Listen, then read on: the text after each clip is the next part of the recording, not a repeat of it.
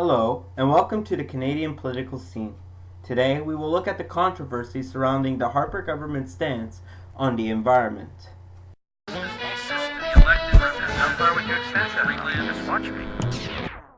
Carbon levels have reached a historic milestone. NOAA reports greenhouse gases are being emitted into the atmosphere at a rate of 400 parts per meter per day. But back here in Canada, politics prevail as the Conservatives desperately try to get their controversial Keystone Pipeline approved and oil, deemed dirty by the European Union, to market. Natural Resources Minister Joe Oliver started the controversy after attacking world-renowned climatologist James Hansen during his visit to Washington, D.C. Here's what Joe Oliver had to say.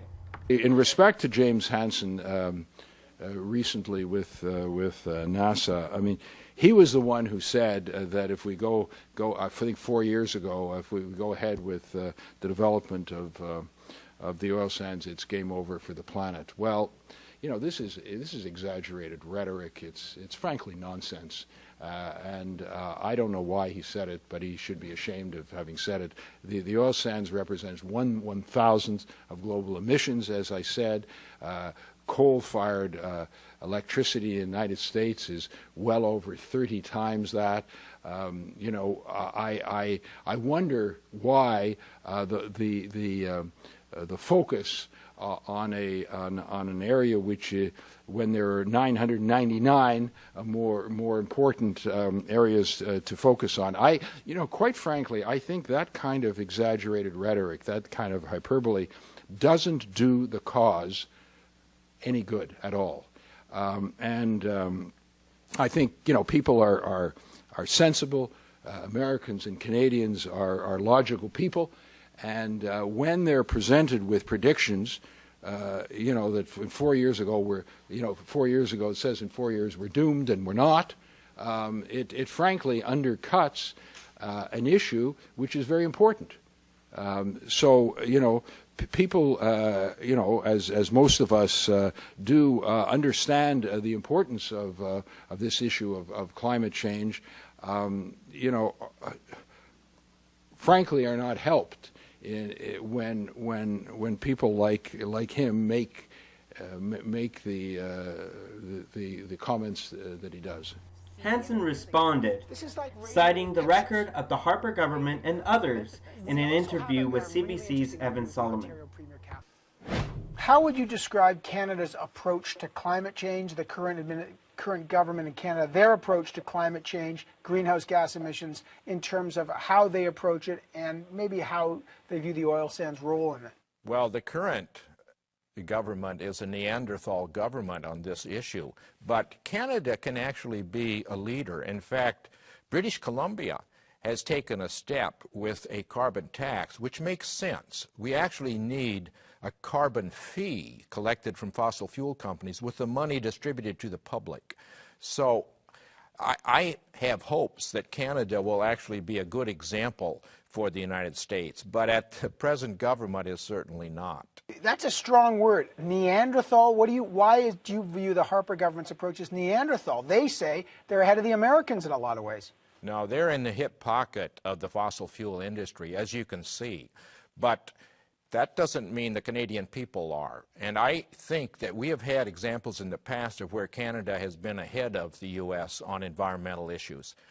Here's one where they really need to look at it and understand. It's not so simple, because it's not a case where you emit something and you see the effect immediately. We see the beginnings of the effect, but the large impacts are going to be in future decades. And that science is crystal clear, but the governments many of the governments are denying and trying to ignore what's going to happen a few decades downstream. They're only worried about the next 2 or 3 years. The deal has led to controversy and protests in the United States. Past conservative climate stances led to scathing reviews by international media. At Copenhagen in 2009, Canada's offer was called, quote, a pathetic 3% cut on 1990 emissions levels by 2020, an offer mired in thick black tar by British media, The Guardian. Canada's scientists have written an open letter to Oliver offering to inform him on climate change. However, it may just be a reflection of Harper's view on greenhouse gases in 2008. They're concerned about the perceived effects over time of the environment on their health and the health of their children and grandchildren. So these are the things we're trying to address. We did a focus when we've done the Clean Air Act, and as we implement our Clean Air agenda, the focus is a little different than the other parties. They focused only on so-called greenhouse gases. And the opposition NDP tried to address climate change in the House of Commons, but their motion got defeated as an attempt to politicize the topic against the third party in the House of Commons, the Liberals. Green leader Elizabeth May, also an MP in the House of Commons, wrote on her website, quote, "But predictably and tragically, it reveals the real goal of NDP Opposition Day motion, to make Liberals look bad by writing a motion in a way the NDP knew Liberals would vote against." So what do you think of Canada's management of environmental affairs? Do you agree with Joe Oliver or James Hansen? Also, do you believe it is right that the opposition in Canada is trying to politicize the issue by trying to slander a party that is one of their opponents?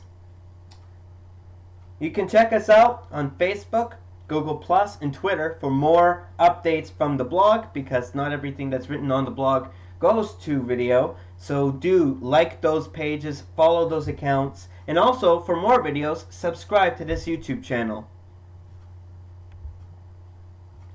So again, what do you think of Canada's management of environmental affairs?